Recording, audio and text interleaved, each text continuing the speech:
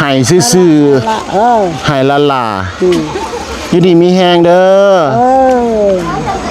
ให้ขายบักนัดได้เงินได้หลายเด้อใจดีหายซื่อๆเด้อสตุกเห็นคลิปนี้แล้วสตุกดีใจแล้วก็มีความสุขเนาะพี่น้องเนาะดีใจที่คนลาวเฮาน่ะรู้จักการแบ่งปันเนาะพี่น้องเนาะสบายดีพี่น้องสวัสดีค่ะพี่น้องจ้ามื้อนี้ก็มาพบพ่อกับซ่องเบาดอนสาวตุปีคือเก่าเด้อมามื้อนี้มาพบกันอยู่ที่เรือนครัวเนาะพี่น้องเนาะเพิ่งจะพากันกินข้าวกินน้ำแล้วเนาะพี่น้องเมนูมื้อนี้นั่นก็คือแกงเห็ดเข็มใส่แมงจิหล่อเนาะพี่น้องเนาะซึ่งเป็นเมนูที่แซ่บเนาะพี่น้องเนาะสดน้ำร้อนๆกับข้าวเหนียวร้อนๆนะพี่น้องสดแล้วมีแห้งเนาะพี่น้องเนาะมาพี่น้องมามื้อนี้สตุกก็มีเรื่องราวดีๆเนาะพี่น้องเนาะเกี่ยวกับพี่น้องไทยลาวของเฮามาเว้ากันอีกแล้วเนาะพี่น้องเนาะเรื่องนั่นก็คือเป็นเรื่องอื่นเรื่องไกลบ่ได้พี่น้องเป็นเรื่องของพี่แม็กเนาะพี่น้องเนาะขวัญใจของคนลาวแถวชนบทเนาะพี่น้องเนาะซึ่งสตุกน้ำหมักเพิ่นข่าวของทางพี่แม็กเพิ่นมักเอาลงเนาะพี่น้องเนาะเพิ่นจะไปเที่ยวในหลายๆสถานที่อยู่ที่แถวห่างไกลการพัฒนาเนาะพี่น้องเนาะซึ่งสตุกน้ำมักเบิ่งในคลิปของพี่เพิ่นเนาะพี่น้องเนาะซึ่งแบบว่าทางพี่แม็กเพิ่นมักไปแถวอยู่แถวชนบทอยู่แถวภูเขาเนาะพี่น้องเนาะซึ่งเป็นแถวธรรมชาติที่สวยงามพี่น้องธรรมชาติบ่ได้มีการปรุงแต่งเป็นธรรมชาติที่สดๆนะพี่น้องที่เบิ่งแล้วล่ะค่ะสบายใจเนาะพี่น้องเนาะมีความสุขแล้วก็มีความสบายใจอยู่ในนั้นเนาะพี่น้องเนาะก็บอกบ่ถูกเนาะพี่น้องเนาะต้องไปสัมผัสเองไปเบิ่งเองเนาะพี่น้องเนาะแต่ว่าเท่าที่สตุกเบิ่งสตุกสัมผัสสตุกก็มีความสุขแล้วเนาะพี่น้องเนาะแล้วทางพี่แม่เพิ่นก็มักไปในหลายๆสถานที่อยู่แถวชนบทเนาะพี่น้องเนาะบ่อนที่ห่างไกลการเจริญเนาะพี่น้องเนาะแล้วไปแถวสถานที่บ้านอยู่แถวชนบทน่ะพี่น้องเป็นบ้านที่คล้ายๆว่าเป็นบ้านหลังไม้หลังเก่าๆเนาะพี่น้องเนาะคือสตุกเห็นแล้วสตุกนึกถึงอดีตเนาะพี่น้องเนาะอดีตเมื่อประมาณ20น่าจะ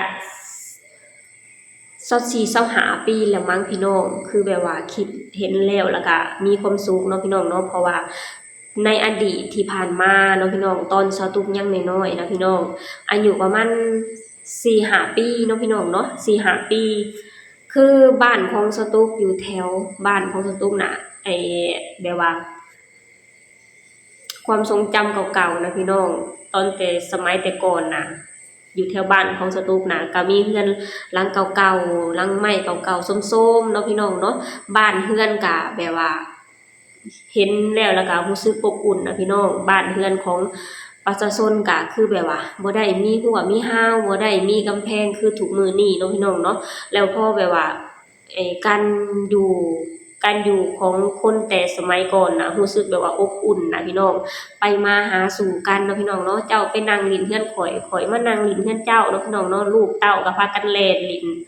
เห็นภาพบรรยากาศนึกถึงภาพบรรยากาศแล้วก็มีความสุขเนาะพี่น้องเนาะนึกถึงแล้วก็มีความสุขอยู่ในนั้นเนาะพี่น้องเนาะแล้วมาคิดใส่สมัยนี้เนาะพี่น้องเนาะบ้านเรือนก็กำแพงไผกำแพงมันเนาะพี่น้องเนาะคือแบบว่าคือว่าแหละพี่น้องมันก็ไปตามยุคตามสมัยเนาะพี่น้องเนาะซึ่งสมัยก่อนก็คนก็บ่ค่อยนิยมไปหาเงินปานใดเนาะพี่น้องเนาะก็หาอยู่หากินตามธรรมชาติเข้าป่าหาหน่อไม้หายะนางมาขายนะพี่น้องก็จะเป็นประมาณนี้เนาะพี่น้องเนาะแล้วมานึกใส่สมัยนี้พี่น้องแต่ละคนก็คือต้องเฝ้าไปหาเงินหาคำเนาะพี่น้องเนาะหัวห้าวก็มีการสร้างหัวห้าวคนห้าวก็เริ่มห่างเหินกันไปย้อนความอยากได้อยากมีนะพี่น้องก็จะเป็นประมาณนี้เนาะพี่น้องเนาะแล้วพอทางสตูมน่ะเบิ่งคลิปที่ทางพี่แม็กเพิ่นเอาลงน่ะเบิ่งแล้วล่ะก็มีความสุขแล้วก็นึกถึงอดีตนะพี่น้องก็จะเป็นประมาณนี้เนาะพี่น้องเนาะมาพี่น้องแล้วมามื้อนี้สตูมน่ะจะมาเว้าถึงเรื่องที่ทางพี่แม็กน่ะเพิ่นได้ไปช่วยเหลือชาวบ้านอยู่แถวชนบทเนาะพี่น้องเนาะเอาข้าวของไปให้เอารองเท้าไปให้หรือเอาชุดนักเรียนไปให้เนาะพี่น้องเนาะซึ่งสตูเห็นแล้วสตูก็รู้สึกขอบคุณเนาะพี่น้องเนาะที่ทางพี่แม็กน่ะเพิ่นรักแล้วก็เอ็นดูคนลาวถึงขนาดนี้เนาะพี่น้องเนาะแล้วเป็นแบบนี้น่ะจะบ่ให้คนลาวน่ะรัก คนไทยได้จังใดเนาะพี่น้องเนาะเสริมสตุกเสือได้เลยว่าในตอนนี้นะทางพี่แม็กนะเพิ่นได้ใจคนลาวไปนี่หลาย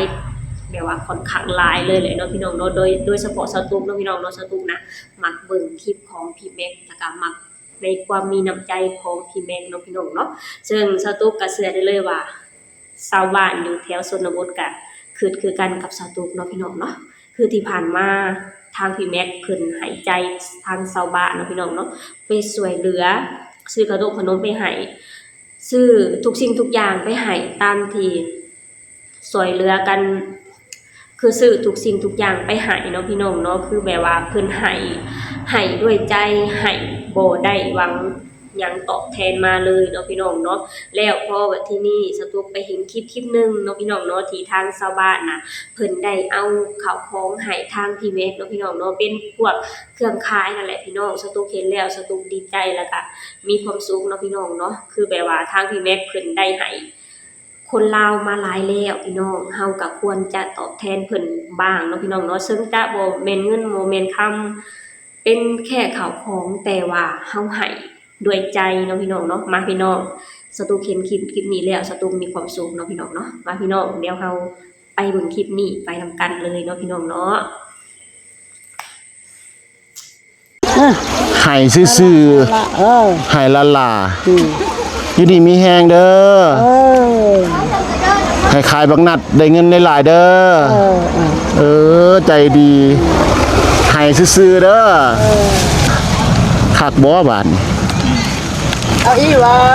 เอาตัวร้อยยิ้มก็พอเอาตัวห้อยยิ้มมาซื่อๆบ่เอามา เอาตัวนี้ที่น่ะ อ้าว เอาไหม จะแกล้งข่อยบ่นี่ เอาใจนะเอาตัวนี้ให้จ้า ฮะ เอาไปให้กิน ตายบ่บัดประเทศลาวข่อย เอาไปให้กิน หาอีกเฮ็ดจังได๋สิเอาซะล่ะ นี่ก็ได้ กระโตย เอาละหลายเจ้าแล้วเนาะ นี่พี่น้องสตุกเห็นคลิปนี้แล้วสตุกดีใจแล้วก็มีความสุขเนาะพี่น้องเนาะดีใจที่คนลาวเฮาน่ะรู้จักการแบ่งปันเนาะพี่น้องเนาะถึงจะให้เป็นเงินคำบ่ได้แต่ให้เป็นข้าวของและให้ด้วยใจเนาะพี่น้องเนาะแค่นี้นะทางพี่แม็กเพิ่นก็ดีใจแล้วเนาะพี่น้องเนาะเพิ่นบ่ได้หวังหยังตอบแทนจากชาวบ้านเลยบ่ได้หวังหยังตอบแทนจากคนลาวเลยพี่น้องเพิ่นขอแค่น้ำใจขอแค่รอยยิ้มแค่นี้เพิ่นก็มีความสุขแล้วพี่น้องเพิ่นมีความสุขในการให้เนาะพี่น้องเนาะเลยเฮาเป็นคนหลับเฮาก็ควรจะฮักแล้วก็มีหยังที่ตอบแทนเพิ่นได้ก็ควรจะตอบแทนเนาะพี่น้องเนาะซึ่งจะบ่แม่นเงินแต่ว่าเป็นข้าวของที่เฮามีที่เฮาขายแค่นี้น่ะแค่แบบว่าทางพี่แม็กเพิ่นก็ดีใจแล้วเนาะพี่น้องเนาะซึ่งสตุกเองก็พอเห็นภาพนี้เห็นคลิปนี้สตุกก็ดีใจที่ทางคนลาวเฮาน่ะยังรู้จักการแบ่งปันเนาะพี่น้องเนาะซึ่งทางคนลาวก็จะสัมผัสแล้วก็ได้ตัวอย่างที่ดีๆมาจากทางพี่แม็กเนาะพี่น้องเนาะซึ่งสตุกเองก็ต้องขอบคุณทางพี่แม็กเนาะพี่น้องเนาะที่เพิ่นฮักแล้วก็มีน้ำใจกับคนลาวถึงขนาดนี้เนาะพี่น้องเนาะซึ่งสตุกเชื่อได้เลยว่าทางคนลาวก็ฮักแล้วก็แบบว่าหายใจทางพี่แม็กไป 100% เรียบร้อยแล้วเนาะพี่น้องเนาะคือแบบว่าสตุกน่ะเห็นคลิปนี้แล้วสตุกดีใจเนาะพี่น้องเนาะอยากให้มิตรภาพแบบนี้น่ะอยู่ไปโดนๆเนาะพี่น้องเนาะสตุกเองก็ต้องขอบคุณเนาะพี่น้องเนาะขอบคุณทางพี่แม็กที่ฮักและเอ็นดูคนลาวถึงขนาดนี้เนาะพี่น้องเนาะโอเคพี่น้องสำหรับคลิปนี้สตุกก็จะขอจบลงเท่านี้ก่อนเด้อฝากให้พี่น้องช่วยกดไลค์กดแชร์กดติดตามให้ช่องบ่าวดอนสาวตุ๊กหน่อยเด้อสบายดีสวัสดีค่ะ